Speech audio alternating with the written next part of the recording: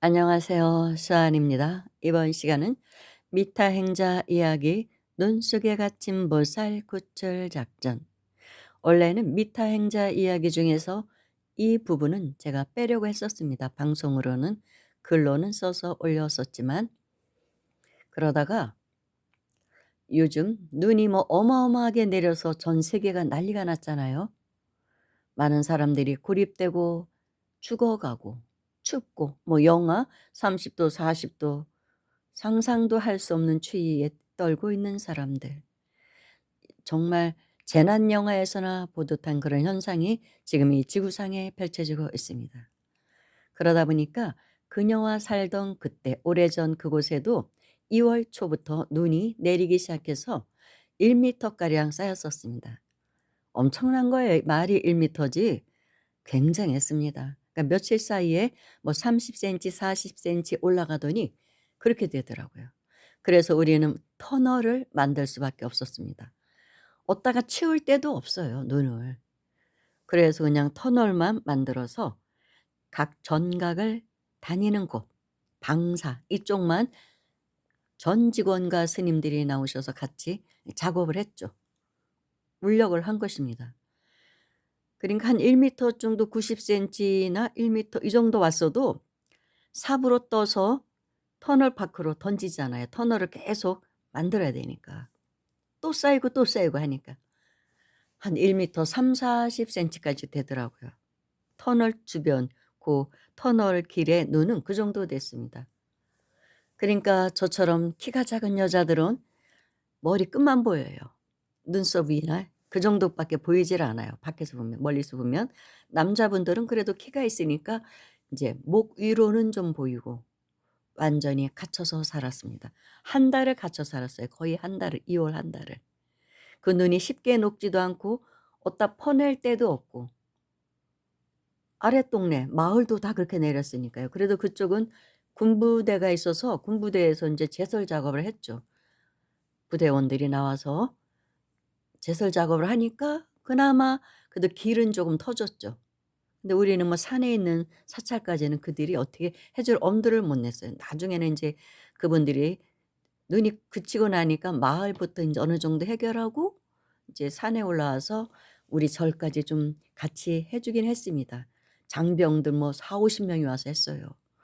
좀 다르긴 하더라고요. 그래서 인제 트럭에 막 실어서 뭐 나르고 그래서 뭐 강이나 바다 뭐 이런 데 갖다 버리고 그랬습니다. 녹기 전에 일단 어느 정도 해결을 해야 되니까. 그래서 그 당시 스님들 묘사체는 공양간에서 좀 떨어진 곳에 있었어요.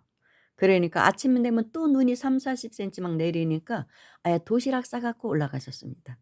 아침에 못 내려오셔 새벽 예불 참석할 수가 없어요. 그리고 인제 아침 드시고 난 다음에 스님들이 또 인제 장비를 갖추고 또 눈을 떠내면서 쓸어가면서 내려오시고 처사님 몇 분이 처사님도 몇 분 계시던 절이에요. 큰 사찰들은 그렇습니다. 그래서 처사님들이 또 스님들 내려오시는데 인제 보탬을 드리려고 치우고 우리는 또 우리가 다니는 길 매일 그것만 했어요. 하루 종일 눈 치우는 것밖에 없었어요.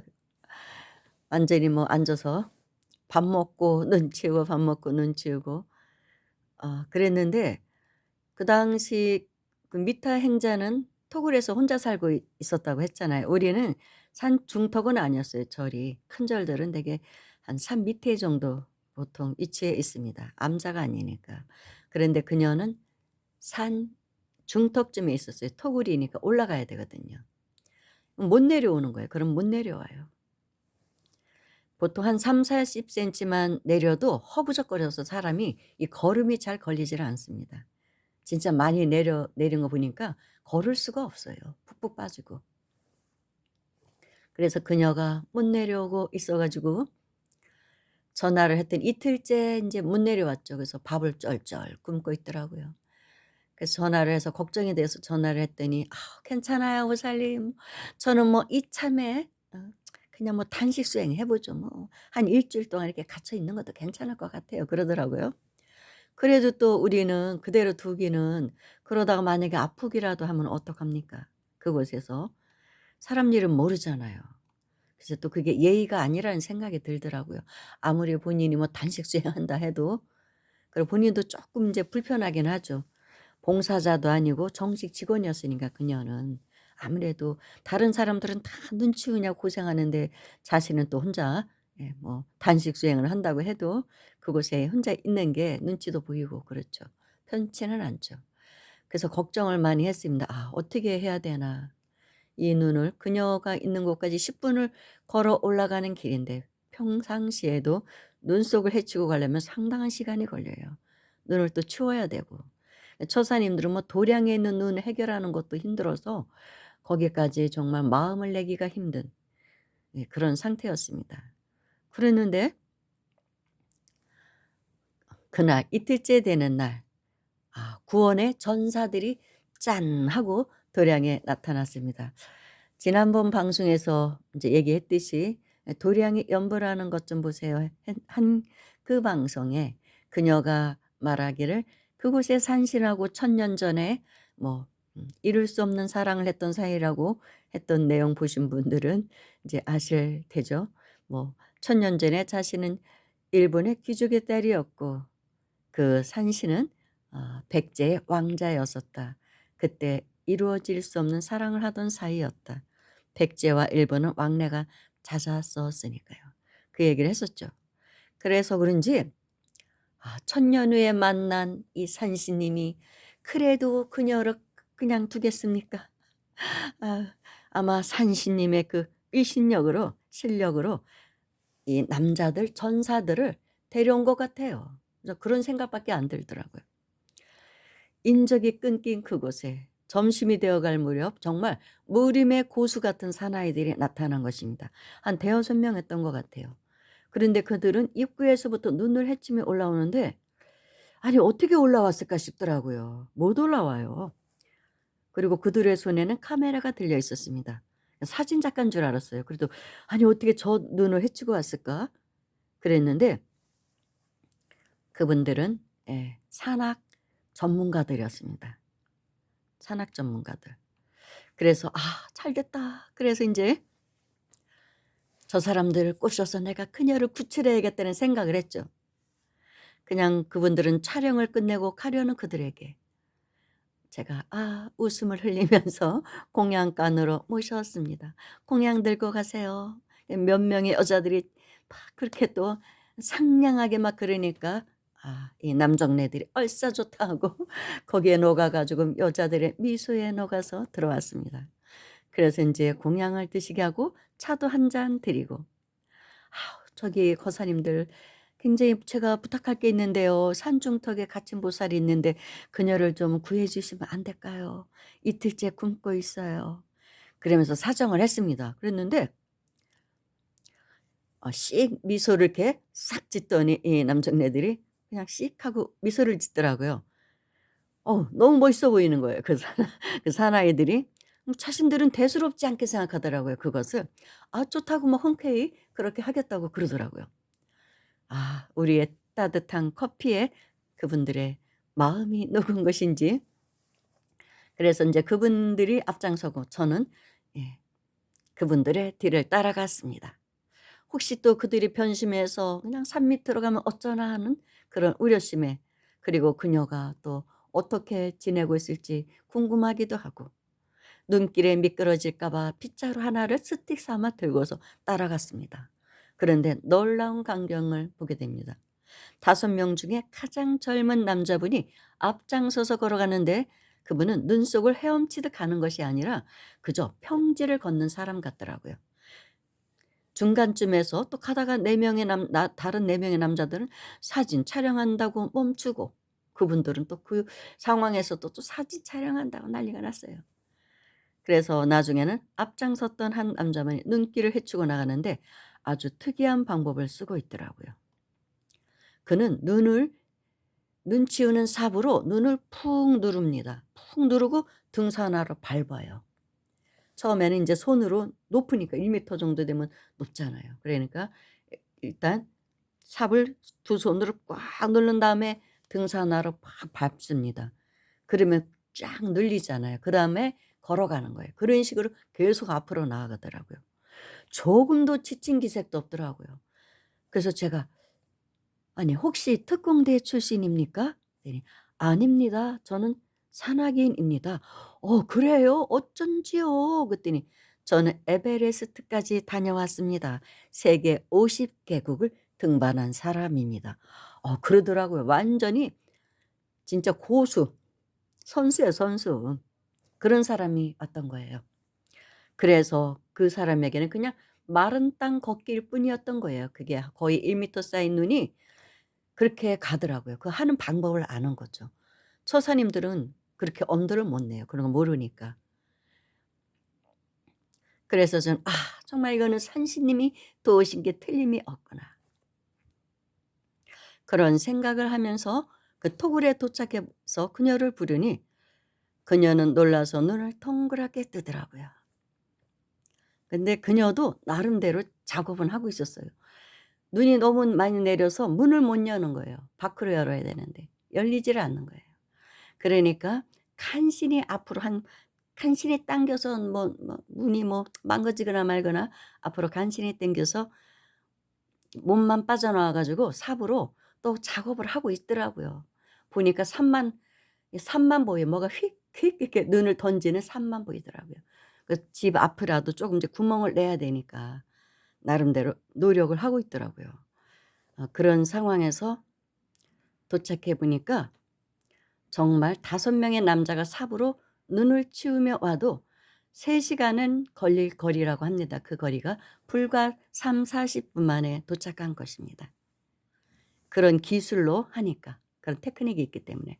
일반적인 남자들이 삽으로 눈을 치우면 3 시간 정도는 걸린다고 합니다. 그 거리가. 대충 치우는 거죠 그것도. 이제 걸을 수 있을 정도만. 그런데 30-40분 만에 걸렸습니다. 저는 인제 대충 누르고 가는 거기 때문에 그래도 눈높이가 몇십 센치는 돼요. 눌러도 꽉 눌러도 완벽하게 없어지는 건 아니잖아요. 그 눈속을 저는 허부적거리면서 빗자루 하나 들고 따라갔습니다. 근데 걷는 건 만만치 않게 힘들더라고요. 그분이 그렇게 길을 내준 곳을 따라가는데도 힘들어요. 걷는 게 장난이 아니었어요. 그래서 그녀를 인제 데리고 나왔죠.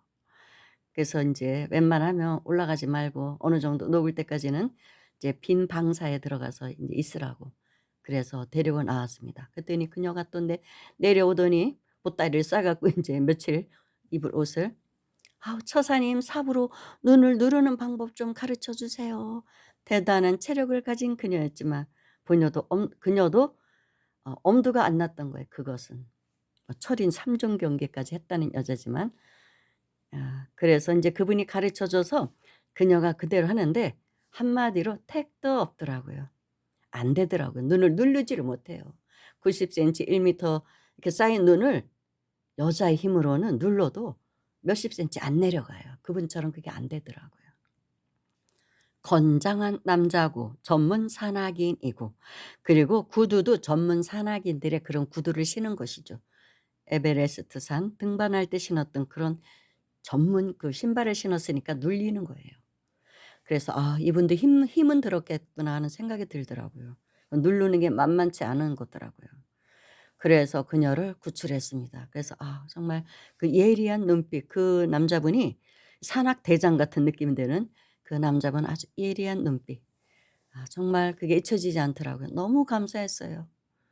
그래서 그분들은 사진 찍고 인제 내려갔습니다. 그래서 이거는 진짜 산신님이 부른 게 다 맞을 거야. 부처님이 부르셨든 산신님이 부르셨든 아무튼 너무나 열심히 정진하는 그녀를 그렇게 도운 것이죠. 그래도 그 눈이 다 녹기까지는 거의 한 달 이상 걸렸어요. 쉽게 안 녹아요. 조금씩 녹는데 그러다 또 녹은 그 녹다 보면 또 얼어버리죠, 추우면 밤에는. 그럼 얼음이 돼요. 미끄러워 난리가 나요. 그리고 어 그러니까 도량의 그 지붕에서 기와잖아요. 조금씩 흘러내리면서 눈이 내리 그 높게 쌓였던 지붕에 높게 쌓였던 눈이 내리니까 기와가 밀려 내려오더라고요 같이. 잘못하면 큰일 나거든요. 기와까지 밀려 내려와서 떨어집니다. 그리고 고드름도 한 1m 뭐 1m 50cm 막 이 정도로 고드름이 얼렸었거든요. 그게 완전 무기죠. 다치고 사람 큰일 나거든요. 죽을 수도 있어요. 큰 상처 입을 수 있거든요. 그래서 굉장히 우린 조심하면서 법당에 들어갈 때 조심하고 다녔습니다. 그래서 다 밀려 내려온 그 기와 때문에 아마 그 해에는 아마 기와불사를 다시 하실 수밖에 없었을 것입니다. 완전히 엉망이 된 거예요. 그리고 제가 자는 방사도 좀 이렇게 허술했어요. 그러니 그 방사 위에도 눈이 그렇게 쌓였으니 자면서도 혹시 또 무너지는 게 아닌가 막 그런 두려움까지. 그런데 인제 관광객들이 와서 기도객들이 와서 자는 방사는 더 허술한 곳이었거든요, 방사가. 그래서 그곳은 인제 아예 폐쇄를 했었습니다. 잘못하면 무너진대요, 정말로. 무너질 수 있는 위험도 있었고. 그리고 또 전기까지 끊길 더 내렸으면 며칠 더 전기까지 끊길 수도 있었다고 하더라고요. 그렇게 되면은 우리는 그 산속에 갇혀서 추워서 얼어 죽는 거죠. 그러지 않아도 뭐 다 거의 다 전기 보일러 사용하고 뭐 그 심야 전기 같은 거 사용하는 절인데 산속에 있는 살 절들은 거의 다 심야 전기 사용하거든요. 그래서 밥도 못해 먹고 잘못하면 밥도 못해 먹고 생쌀 먹어야 되고 또 방에 추워서 어떻게 삽니까? 보일러가 들어오지 않는데 전기장판도 안 되고. 그러면 진짜 배낭 메고 그 눈 쌓인 길을 정말 우리는 탈출을 해야 됩니다. 엑소더스를 정말 할 뻔했죠. 대탈출. 산으로 내려가야 되니까요. 산에 내려가면 그래도 뭐 군인들이 제설 작업을 해 놔서 도로는 그래도 이제 좀 다닐 수가 있으니까요. 그렇지만 그때 눈 내린 그 터널을 밤에 그녀와 함께 이렇게 도량에 터널 내놓은 데를 걸었습니다. 근데 너무 아름답더라고요. 달빛이 비치는데 눈에 별빛, 달빛 그 푸르른 빛이 얼마나 아름다운지 둘이 걸어가면서 이런 얘기 저런 얘기하면서 '세상에 이렇게 아름다울 수가 없다.' 근데 그때 당시에는 핸드폰 기능들이 좋지를 않아서 제가 촬영은 못 해 놨어요. 동영상은 그냥 사진만 몇 편 찍어 놓은 것을 지금 썸네일로 활용한 것입니다. 어마어마하게 내렸죠 뭐 터널. 눈 속의 터널을 그녀와 이렇게 그 사이를 다니면서 밤에 그 눈 덮인 산사 별빛과 달빛이 비치는 그곳. 계곡에도 눈이 쌓이고 참 그때의 추억이 새롭습니다. 정말 아름다운 전경이었어요. 그렇지만 요즘 또 뭐 유럽이나 미국이나 뭐 일본이고 지금 난리죠. 눈 때문에 우리나라는 그 정도까지 온 것 같지는 않은데 난리가 난 것을 보니까 정말 이러다가 만약에 우리나라에도 거기는 한정된 구역이었지만 전체가 그렇게 눈이 오면 눈도 못 치워요. 그러면 우리는 과연 어떻게 살아야 될까? 그런 두려움까지 사실 요즘은 좀 오기는 합니다. 언제 닥칠지 모르는 재난 영화 같은 상태. 그 상태 그런 시대 재난 영화 같은 그 시대를 지금 인류가 살고 있는 것 같습니다. 그래서 늘 안전하기를 모든 사람이 안전하기를 정말 더 이상의 재난은 인류에게 오지 않기를 그렇게 기도하며 살게 됩니다. 감사합니다.